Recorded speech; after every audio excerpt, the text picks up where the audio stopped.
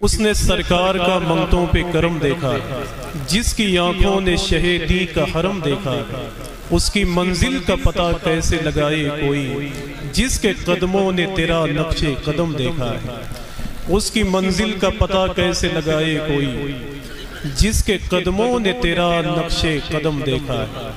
हज़रात मैं गुजारिश कर रहा हूँ कि जितने लोग मौजूद हैं, अगर वो अदब और एहतराम के साथ बैठे रहेंगे तो इंशाअल्लाह उनसे कुछ कीमती बातें हो सकती हैं। बाकी अल्लामा शकील अहमद साहब अमरोहा की गुफ्तगू हमने और आपने समाअत कर ली है। अल्लाह उनकी बातों पे हमें अमल करने की तौफीक अता फरमाए।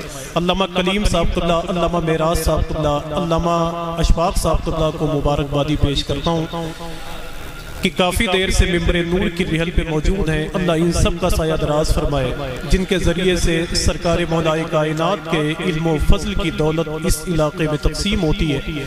बाकी जितने लोग बैठे रहें, अगर उनकी आवाज़ थोड़ी सी कम होती है तो फिर मेरी आवाज़ इंशाअल्लाह आगे बढ़ेगी। मैं चाहता हूँ कि ऐसी निज़ामत करूँ कि फिर वही माहौल हो जो तकरीबन 8 या 9 बजे आपने बना के रखा था। लेकिन जब आप खुद उठेंगे, बैठेंगे, फिर बोलेंगे, फिर चिल्लाएंगे, तो जो संजीदा किस्म का आदमी होता है थोड़ी सी उसके लिए दिक्कत होती है बस। बाकी अल्लामा शकील अहमद साहब का इस्तकबाल मैंने हिंदुस्तान भर के बड़े शहरों में किया है। वाकई उनकी गुफ्तगू बहुत अच्छी होती है। उनकी ज़बान से अल्लाह का शुक्र है कि हुजूर का शजरे नसब सुनने का दिल बड़ा करता है। तो हम लोगों ने समाअत कर लिया है। अब थोड़ी सी परेशानी, ए बेटा बिल्ला वाले बैठो ना। असल में कभी कभी जो है कि अलग जगह पे जाके किसी के हाथ लग जाओ तो लोग अहमियत नहीं समझते हैं। सही बात है। चचा बहुत तजुर्बा है, घुटनों में दर्द है मेरे, है ना। ये अल्लामा अशफाक साहब बैठे हुए हैं, इनसे पूछे आप। मैं राजस्थान में जाता हूँ, इससे 3 गुना उलमा वहाँ मौजूद होते हैं। पूछे ना, मैं झूठ थोड़ी बोला। तो मेराज भाई हाथ जोड़ता हूँ, थोड़ा सा मेरी इज्जत दांव पे लगी हुई, इसलिए परेशान है। तो थोड़ा सा बैठे कि उसने सरकार का मंगतों पे करम देखा, जिसकी आंखों ने शहीदी का हरम देखा। उसकी मंजिल का पता कैसे लगाए कोई, जिसके कदमों ने तेरा नक्शे कदम देखा है। अल्लाह का शुक्र है कि खतीब हिंदुस्तान अल्लामा शकील अहमद साहब, जिनका ताल्लुक अमरोहा से है, उनकी गुफ्तगू हम लोगों ने समाअत कर ली है। अल्लाह उनकी ज़बान में बरकत अता फरमाए, ताकि कहीं भी रहें तो हुजूर का जिक्र करते रहें।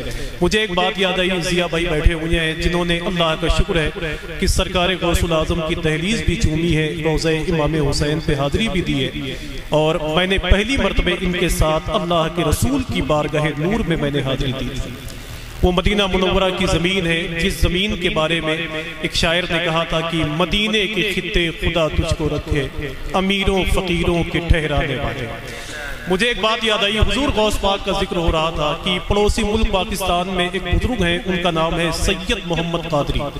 उनके हाथ में हाथ देकर तकरीबन 25,000 लोगों ने इस्लाम के दामन को थामा है। एक अखबारी नुमाइंदे ने एक आदमी से पूछा कि यार सैयद मोहम्मद कादरी साहब अगर बहुत खूबसूरत हैं, या सैयद मोहम्मद कादरी साहब के चेहरे में बड़ी जाज़बियत है कि लोग उनके हाथ में हाथ देकर इस्लाम के दामन को थामने पर मजबूर हो जाते हैं। तो उस आदमी ने कहा ये बात अपनी जगह मुसल्लम है, मगर सैयद मोहम्मद कादरी साहब की ज़बान से हुजूर गौस पाक का जिक्र बड़ा अच्छा लगता है। सैयद मोहम्मद कादरी साहब की ज़बान से हुजूर गौस पाक का जिक्र बड़ा अच्छा लगता है।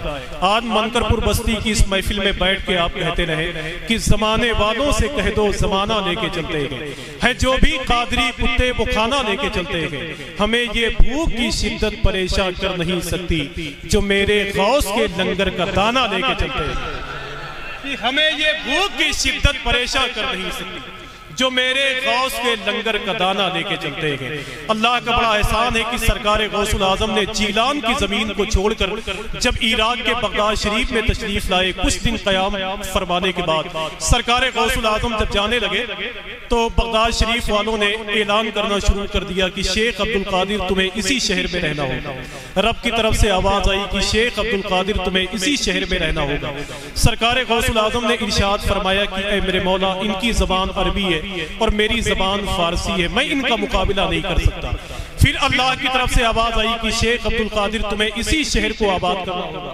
तो सरकार गौसुल आज़म ने रब की बारगाह में अर्ज की, ऐ मेरे मौला, मैं बगदाद शरीफ को आबाद करने के लिए तैयार तो हो जाऊंगा, लेकिन मेरी 70 शर्तें हैं। अगर वो तेरी बारगाह में मकबूल हो जाएं तो बगदाद शरीफ को आबाद कर दूंगा। रब की तरफ से आवाज आई, शेख अब्दुल कादिर कहो, सुनी जाएगी। तब सरकार गौसुल आज़म ने इरशाद फरमाया कि ऐ मेरे मौला, मेरी आखिरी ख्वाहिश ये है कि जो शेख अब्दुल कादिर से मोहब्बत करे वो बख्श दिया जाए। अल्लाह का शुक्र है कि आज हुजूर गौस पाक से हम लोग मोहब्बत करते हैं। जिया भाई बैठे हुए हैं, हिंदुस्तान में बहुत बड़ा नाम है शेर व अदब के हवाले से, जिन्होंने लहजे की आबरू रखी है। हिंदुस्तान के बाहर सुनने वालों की तादाद बड़ी अच्छी है। अब आपकी मोहब्बतें मिल जाएं तो मैं यहीं से अपनी निजामत की आखिरी हद तक, आखिरी रियासत में दाखिल होना चाहता हूँ। बस आपकी मोहब्बतें मिलती रहें और जरा हाथों को उठा के बोले सरकार की आमद, और मिलके बोले सरकार की आमद, सरकार की आमद। मेरे हुजूर के आने से कितने लोगों को खुशी है, जरा हाथों को उठाएं तो माशाअल्लाह। मेरे हुजूर मक्के में पैदा हुए तो बाहर आ गए।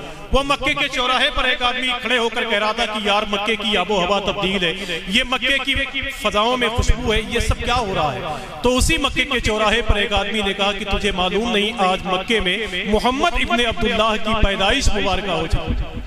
अब मेरे हुजूर आ गए तो बाहर आ गए।